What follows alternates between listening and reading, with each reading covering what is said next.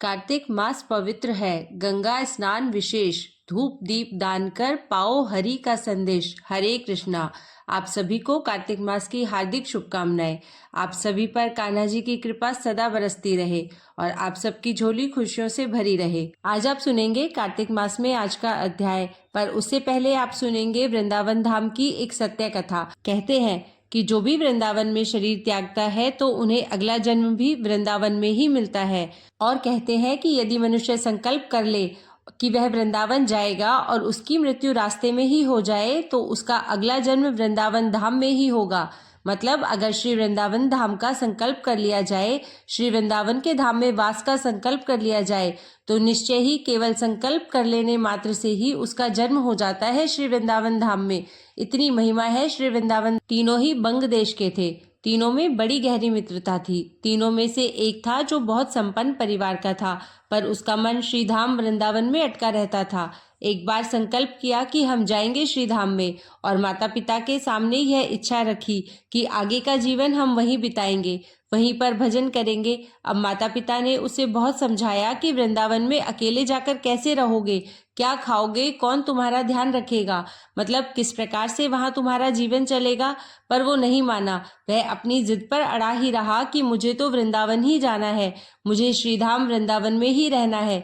तो जब बहुत समझाने पर भी बेटा नहीं माना तो उसके माता पिता ने कहा, ठीक है बेटा, जब तुम वृंदावन पहुंचोगे तो प्रतिदिन तुम्हें एक पाव चावल मिल जाएंगे, उसे ही तुम पकाकर खा लेना और फिर भजन करना।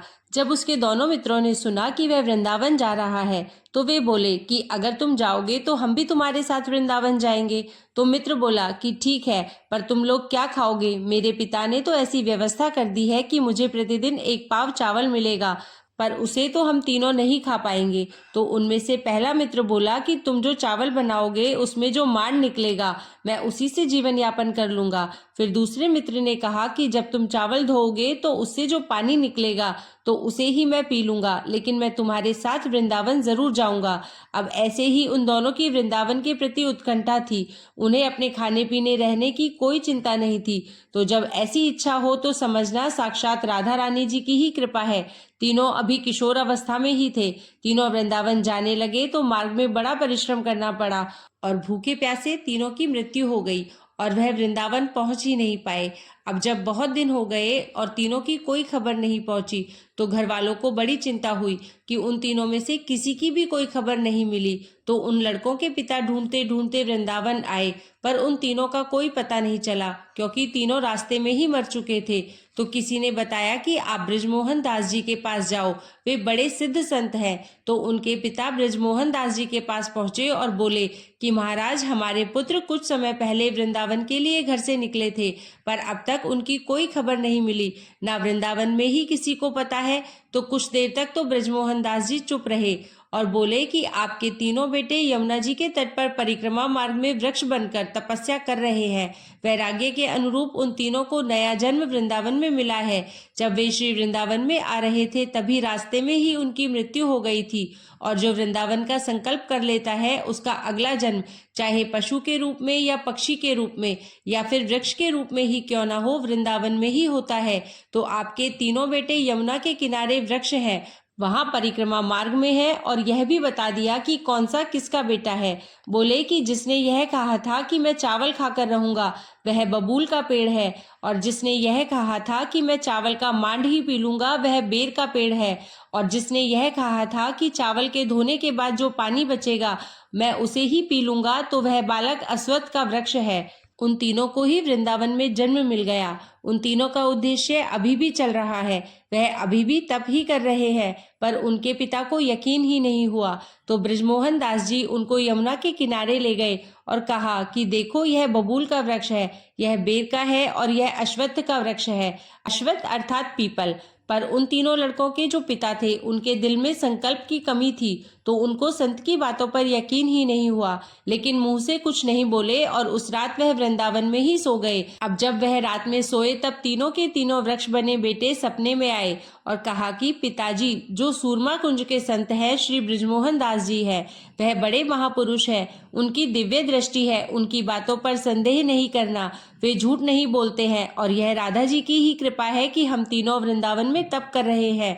अब उन तीनों के पिता को विश्वास हो गया और बृजमोहन दास जी से क्षमा मांगने लगे कि आप हमें माफ कर दो, हमें आपकी बात पर संदेह हो गया था। सपने की पूरी बात उन्होंने बता दी तो बृजमोहन दास जी ने कहा कि इसमें आपकी कोई गलती नहीं है। फिर तीनों बड़े प्रसन्न मन से अपने घर चले गए। इसीलिए कहा जाता है कि वृंदावन के वृक्ष को मरम न जाने कोई, डाल डाल और पात पात में श्री राधा राधा होय। श्री वृंदावन में वृक्षों को काटना मना है, क्योंकि पता नहीं किस वृक्ष में कौन से ऋषि बैठे हुए हैं और कौन से मुनि बैठे हैं। वृक्ष के स्वरूप में कौन सा जीव कितने वर्षों से तपस्या में लीन है। तो एक संत हमेशा संत बृजमोहन दास जी के पास आया करते थे। उस संत का नाम था श्री राम हरिदास जी। एक बार श्री राम हरिदास जी ने संत बृजमोहन दास जी से पूछा कि बाबा, लोगों के मुंह से हमेशा सुनते आए हैं कि वृंदावन के वृक्ष को मर्म न जाने कोई, डाल डाल और पात पात में श्री राधे राधे होए। तो महाराज, क्या वास्तव में यह बात सत्य है कि वृंदावन का हर वृक्ष राधा राधा नाम गाता है? तो बृजमोहन दास जी ने कहा, क्या तुम यह सुनना और अनुभव करना चाहते हो? तो श्री राम हरिदास जी ने कहा कि बाबा, कौन नहीं चाहेगा कि साक्षात अनुभव कर ले और दर्शन भी हो जाए। आपकी कृपा हो जाए तो हमें भी एक साथ तीनों मिल जाएंगे। तो बृजमोहन दास जी ने दिव्य दृष्टि प्रदान कर दी और कहा कि मन में संकल्प करो और देखो, सामने तमाल का वृक्ष खड़ा है, उसे देखो। तो संत राम हरिदास जी ने अपने नेत्र खोले तो क्या देखते हैं कि उस तमाल के वृक्ष के हर पत्ते पर सुनहरे अक्षरों से श्री राधे राधे लिखा है। उस वृक्ष पर लाखों तो पत्ते हैं, पर जहाँ जिस पत्ते पर नजर जाती है उस पर राधे राधे लिखा हुआ है। और जब पत्ते हिलते हैं तो राधे राधे की ध्वनि हर पत्ते से निकल रही है। तो श्री राम हरिदास जी के आश्चर्य का ठिकाना नहीं रहा और बृजमोहन दास जी के चरणों में गिर पड़े और कहा कि बाबा, आपकी और राधा जी की कृपा से मैंने वृंदावन के वृक्ष का मर्म जान लिया। इसको कोई नहीं जान सकता कि वृंदावन के वृक्ष क्या है। यह हम अपने शब्दों में बयान भी नहीं कर सकते। यह तो केवल संत ही बता सकते हैं। हम साधारण दृष्टि से सिर्फ देखते हैं, जहाँ पर हर डाल हर पात पर राधे श्याम बसते हैं। ब्रज की महिमा को कहे कोवर ने ब्रजधाम, जहाँ बसत हर सांस में श्री राधे और श्याम। ब्रजरज जाके मिल गई, बची चाहत न शेष, ब्रज की चाहत में रहे ब्रह्मा विष्णु महेश। वृंदावन की महिमा को कौन अपनी एक जुबान से गा सकता है? स्वयं शेष जी अपने सहस्त्र मुखों से वृंदावन की महिमा का गुणगान नहीं कर सकते हैं। जहाँ ब्रज की रज में राधे श्याम बसते हैं, की चाहत तो ब्रह्मा विष्णु और महेश भी करते हैं। ब्रज के रस को जो चखे, चखे न दूसरा स्वाद, एक बार राधा कहे तो रहे न कुछ और याद। जिनके रग रग में बसे श्री राधे और श्याम, ऐसे ब्रजवासन को शत शत नमन प्रणाम। क्योंकि संत को वह वृंदावन धाम दिखता है जो साक्षात गोलोक धाम का खंड है, और जो हमें साधारण वृंदावन दिखता है क्योंकि हमारी दृष्टि माया से भरी हुई है। हम संसार के विषयों में डूबे हुए हैं। जब किसी संत की कृपा होती है तभी वे किसी विरले भक्त को वह दिव्य दृष्टि देते हैं, जिससे कि हम उस दिव्य वृंदावन को देख सकते हैं और अनुभव कर सकते हैं कि ब्रज का हर पत्ता और हर डाल राधा रानी जी के गुणों का बखान करता है। श्री राधे राधे, आप जहाँ पर भी हैं, जिस भी जगह से सुन रहे हैं, मतलब जिस भी स्थान में आपका वास हो, वहीं से श्री वृंदावन धाम को प्रणाम कीजिए। ब्रज की अधिष्ठात्री देवी श्री राधिका रानी को प्रणाम कीजिए। भगवान श्री कृष्ण की कृपा से हमें भगवान की भक्ति मिल सकती है, लेकिन श्री वृंदावन धाम में अगर वास चाहिए तो श्री राधिका रानी की कृपा होनी ही चाहिए। बिना श्री राधा रानी की कृपा के, बिना श्री राधा रानी की भक्ति किए वृंदावन धाम में वास नहीं मिलता। तो आज हम सब मिलकर यह प्रार्थना करते हैं, श्री राधा रानी के चरणों में अरदास लगाते हैं कि हे श्री राधिका रानी, हमें श्री वृंदावन धाम का वास मिले, चाहे फिर वह किसी भी स्वरूप में हो। बस वृंदावन में तपस्या करने का, तप करने का, राधा रानी की कृपा पाने का हमें भी अवसर मिले। जय श्री राधे। आज की यह कहानी आपको कैसी लगी कमेंट बॉक्स में जरूर बताइएगा। अब आप सुनिए कार्तिक मास में पड़वा के दिन यानी पूर्णिमा के दिन सुनी जाने वाली चिड़ा और चिड़ी की कहानी, साथ ही कार्तिक मास महात्म्य में आज का अध्याय। एक बार की बात है, 4 चिड़िया थी। वह चारों ही कार्तिक स्नान करती थी। पड़वा के दिन उन्होंने सोचा कि चलो खिचड़ी बनाते हैं। सभी ने मिलकर घी, चावल और दाल का जुगाड़ किया और खिचड़ी बनाई। सबने सोचा कि चलो पहले स्नान करके आते हैं, फिर खिचड़ी खाएंगे। पहले एक चिड़िया गई, स्नान करके आ गई, बाकी नहीं आई। अब जो पहली चिड़िया आई उसे बहुत जोर से भूख लगी थी, तो उसने खिचड़ी की भाप खा ली। थोड़ी देर के बाद दूसरी चिड़िया आई तो उसे भी जोर से भूख लगी हुई थी। उसने खिचड़ी का पानी पी लिया। तीसरी ने आकर खिचड़ी खा ली तो चौथी ने खिचड़ी की खुरचन खा ली, और खाने के बाद कुछ समय बाद वे चारों मर गई। अब जिस चिड़िया ने भाप खाई थी वो राजा के घर राजकुमारी के रूप में पैदा हुई। जिस चिड़िया ने खिचड़ी का पानी पिया था वह कुम्हार के घर पैदा हुई। जिसने खिचड़ी खाई उसने ब्राह्मण के घर में जन्म लिया, और जिसने खुरचन खाई उसने हथिनी के रूप में जन्म लिया।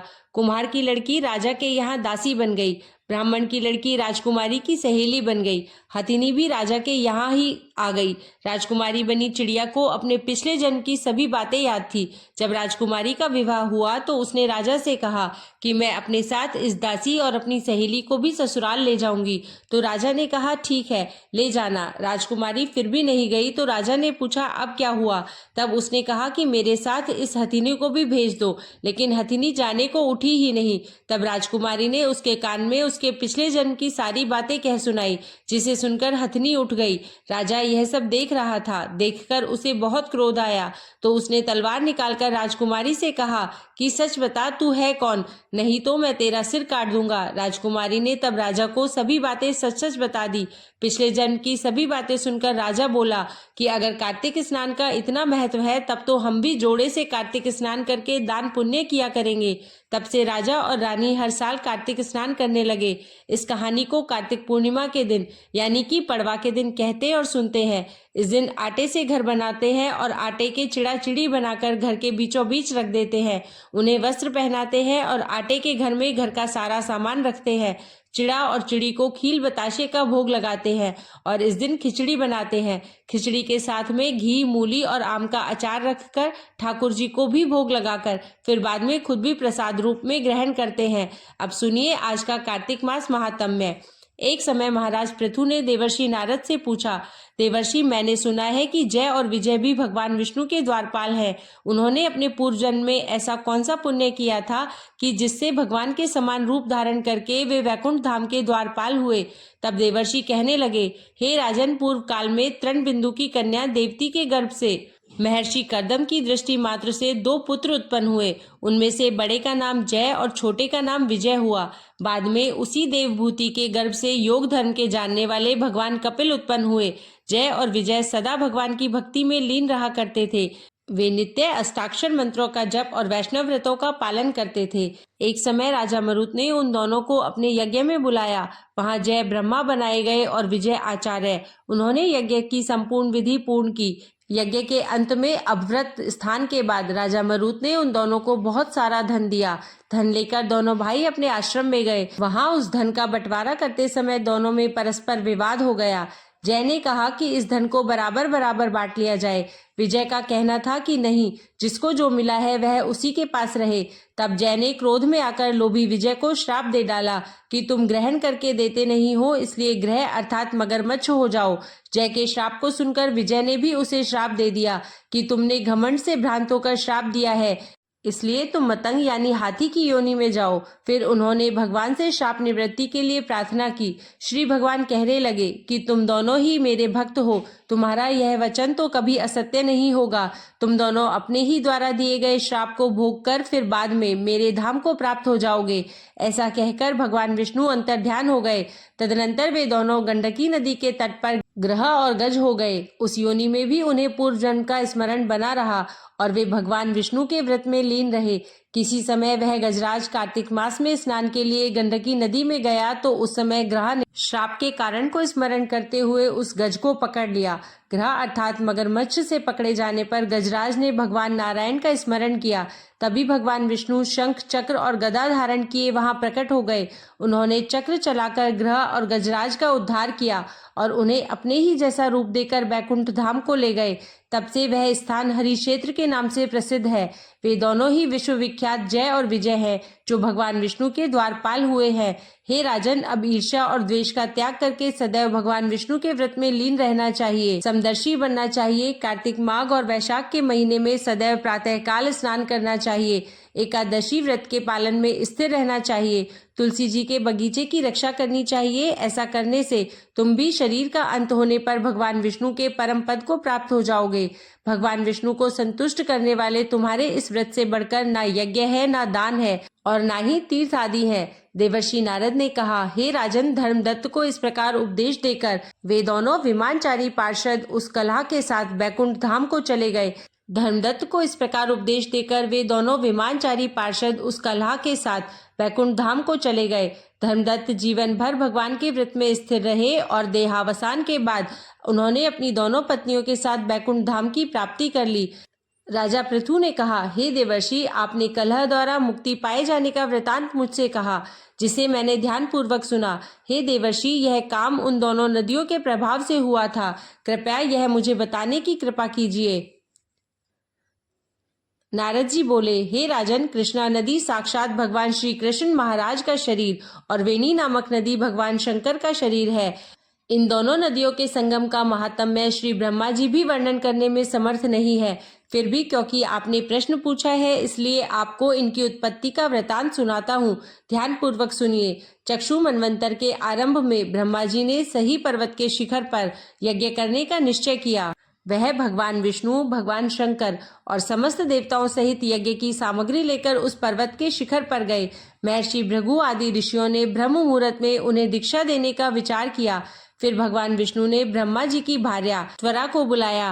वह बड़ी धीमी गति से आ रही थी। इसी बीच में भृगु जी ने भगवान विष्णु से पूछा कि हे प्रभु, आपने त्वरा को बहुत शीघ्रता से बुलाया था, लेकिन वह शीघ्रता से क्यों नहीं आ रही है? तो भगवान विष्णु ने कहा कि त्वरा यथा समय यहाँ नहीं आती है, तो आप गायत्री को ही स्त्री मानकर दीक्षा विधान कर दीजिएगा। क्या गायत्री कर्म में ब्रह्मा जी की स्त्री नहीं हो सकती? नारद जी ने कहा, हे राजन, भगवान विष्णु की इस बात का समर्थन भगवान शंकर ने भी किया। यह बात सुनकर भृगु जी ने गायत्री जी को ही ब्रह्मा जी के दाईं ओर बिठाकर दीक्षा विधान आरंभ कर दिया। जिस समय ऋषि मंडल गायत्री जी को दीक्षा देने लगा, उसी समय त्वरा जी आ पहुंची और ब्रह्मा जी के दाईं ओर गायत्री जी को बैठा हुआ देखकर ईर्ष्या से कुपित होकर, जहाँ अपूज्यों की पूजा और पूज्यों की अप्रतिष्ठा अर्थात अपमान होता है, वहां पर दुर्भिक्ष, मृत्यु और भय तीनों अवश्य ही हुआ करते हैं। यह गायत्री ब्रह्मा जी की दाई और मेरे स्थान पर विराजमान हुई है, इसलिए यह अदृश्य बहने वाली नदी होगी। आप सभी देवताओं ने बिना विचारे इसे मेरे स्थान पर बिठाया है, इसलिए आप सभी जड़ रूप नदियां हो जाएंगे। नारद जी राजा पृथु से बोले, राजन, इस प्रकार त्वरा के श्राप को सुनकर गायत्री जी क्रोध से आग बबूला होकर अपने होंठ चबाने लगी। देवताओं के मना करने पर भी उन्होंने उठकर त्वरा को श्राप दे डाला। गायत्री बोली, त्वरा, ब्रह्मा जी तुम्हारे पति है, उसी प्रकार मेरे भी पति है। तुमने तो व्यर्थ ही श्राप दे डाला है, इसलिए तुम भी नदी हो जाओ। इस प्रकार श्राप सुनते ही सभी देवी देवताओं में खलबली मच गई। सभी देवता त्वरा को साष्टांग प्रणाम करके बोले, हे देवी, तुमने ब्रह्मा आदि समस्त देवताओं को जो श्राप दिया है वह उचित नहीं है, क्योंकि अगर हम सब जड़ रूप नदियां हो जाएंगे तो फिर निश्चय ही ये तीनों लोग तो बच ही नहीं पाएंगे, क्योंकि यह श्राप तुमने बिना विचार करके दिया है, इसलिए यह श्राप तुम वापस ले लो। त्वरा ने कहा, हे देवगणों, आपके द्वारा यज्ञ के आरंभ में गणेश पूजन ना किए जाने के कारण ही यह विघ्न उत्पन्न हुआ है और मेरा यह श्राप कदापि खाली नहीं जा सकता। इसलिए आप सभी अपने अंगों से जड़ीभूत होकर अवश्य में नदियां बनोगे। हम दोनों सौतने भी अपने अपने वंश में पश्चिम में बहने वाली नदियां बनेंगी। नारद जी राजा पृथु से बोले, हे राजन, त्वरा के वचन सुनकर भगवान विष्णु, शंकर आदि सभी देवता अपने अपने अंशों से नदियां बन गए। भगवान विष्णु के अंश से कृष्णा, भगवान शंकर के अंश से वेणी और श्री ब्रह्मा जी के अंश से कुकुद दमवती नामक नदियां उत्पन्न हो गई। समस्त देवताओं ने अपने अंशों को जड़ बनाकर वहीं सही पर्वत पर फेंक दिया। फिर उन लोगों के अंश पृथक पृथक नदियों के रूप में बहने लगे। देवताओं के अंशों से सहस्त्र की संख्या में पश्चिम की ओर बहने वाली नदियां उत्पन्न हो गई। गायत्री और त्वरा दोनों पश्चिम की ओर बहने वाली नदियां होकर एक साथ बहने लगी और उन दोनों का नाम सरस्वती पड़ गया। ब्रह्मा जी ने यज्ञ स्थान पर भगवान विष्णु और भगवान शंकर की स्थापना की। दोनों देवता महाबल और अतिबल के नाम से प्रसिद्ध हुए हैं। हे राजन, कृष्णा और वेणी नदी की उत्पत्ति का यह वर्णन जो भी मनुष्य सुनेगा या सुनाएगा, उसे नदियों के दर्शन और स्नान का पूर्ण फल प्राप्त हो जाएगा। हरे कृष्णा। आज के अध्याय में बस इतना ही। अब सुनिए श्री तुलसी चालीसा और आरती। श्री तुलसी महारानी करु विनय सिर नाय, जो मम हो संकट विकट दीजे मात नशाए। नमो नमो तुलसी महारानी, महिमा अमित न जाए बखानी। दियो विष्णु तुमको सन्माना, जग में छायो सुयश महाना। विष्णु प्रिया जय जयति भवानी, तिहु लोक की हो सुख खानी। भगवत पूजा कर जो कोई, बिना तुम्हारे सफल न होई। जिन घर तब नहीं होए निवासा, उस पर करही विष्णु नहीं बासा। करे सदा जो तब नित सुमिरन, तेहि के काज होए सब पूरन। कार्तिक मास महात्म तुम्हारा, ताको जानत सब संसारा। तव पूजन जो करे कुवारी, पावे सुंदर वर सुकुमारी। कर जो पूजन नित प्रति नारी, सुख संपत्ति से होए सुखारी। वृद्धा नारी करे जो पूजन, मिले भक्ति होवे पुलकित मन। श्रद्धा से पूजे जो कोई, भवनिधि से तर जावे सोई। कथा भागवत यज्ञ करावे, तुम बिन नहीं सफलता पावे। छायो तब प्रताप जग भारी, ध्यावत तुम ही सकल चितधारी। तुम ही मात्र यंत्रन तंत्रन, सकल काज सिद्धि होवे क्षण में। औषधि रूप आप हो माता, सब जग में तब यश विख्याता। देव ऋषि मुनि और तपधारी, करत सदा तब जय जयकारी। वेद पुराणन तब यश गाया, महिमा अगम पार नहीं पाया। नमो नमो जय जय सुख कारणी, नमो नमो जय दुख निवारिणी। नमो नमो सुख संपत्ति देनी, नमो नमो अघ काटन छेनी। नमो नमो भक्तन दुख हरनी, नमो नमो दुष्टन मद छेनी। नमो नमो भव पार उतारनी, नमो नमो परलोक सुधारनी। नमो नमो निज भक्त उबारनी, नमो नमो जन काज सवारनी। नमो नमो जय कुमति नशावनी, नमो नमो सुख उपजावनी। जयति जयति जय तुलसी माई, ध्याऊं तुमको शीश नवाई। निज जन जानी मोही अपनाओ, बिगड़े कारज आप बनाओ। करु विनय में मात तुम्हारी, पूरन आशा करहु हमारी। शरण चरण कर जोरी मनाऊं, निष्दिन तेरे ही गुण गाऊं। करहु मात यह अब मोह पर दाया, निर्मल होए सकल मम काया। मांगू मात यह बर दीजे, सकल मनोरथ पूर्ण कीजे। जानू नहीं कुछ नेम अचारा, क्षमहु मात अपराध हमारा। 12 मास करे जो पूजा, तासम जग में और न दूजा। प्रथम ही गंगा जल मंगवावे, फिर सुंदर स्नान करावे। चंदन अक्षत पुष्प चढ़ावे, धूप दीप नैवेद्य लगावे। करे आचमन गंगा जल से, ध्यान करे हृदय निर्मल से। पाठ करे फिर चालीसा की, स्तुति करे मात तुलसा की। यह विधि पूजा करे हमेशा, ताके तन नहीं रहे कलेशा।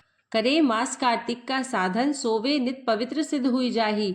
है यह कथा महासुखदाई, पढ़े सुने सो भव तर जाई। तुलसी मैया तुम कल्याणी, तुम्हरी महिमा सब जग जानी। भावना तुझे माँ नित नित ध्यावे, गा गा कर माँ तुझे रिझावे। यह श्री तुलसी चालीसा पाठ करे जो कोय, गोविंद सो फल पावही जो मन इच्छा होय। बोलिए तुलसी माता की जय। कृष्ण गोविंद की जय। तुलसी माता की आरती। जय जय तुलसी माता, मैया जय तुलसी माता। सब जग की सुखदाता, सबकी वर माता। मैया जय तुलसी माता। सब योगों से ऊपर, सब रोगों से ऊपर, रज से रक्ष करके सबकी भवत्राता। मैया जय तुलसी माता। बटु पुत्री है श्यामा, सुर बल्ली है ग्रामा। विष्णु प्रिय जो नर तुमको सेवे, सो नर तर जाता। मैया जय तुलसी माता। हरि के शीश विराजत, त्रिभुवन से हो वंदित। पतित जनों की तारिणी तुम हो विख्याता। मैया जय तुलसी माता। लेकर जन्म विजन में आई दिव्य भवन में, मानव लोक तुम्ही से सुख संपत्ति पाता। मैया जय तुलसी माता। हरि को तुम अति प्यारी, श्याम वर्ण सुकुमारी। प्रेम अजब है उनका, तुमसे कैसा नाता। हमारी विपदा हरो तुम, कृपा करो माता। मैया जय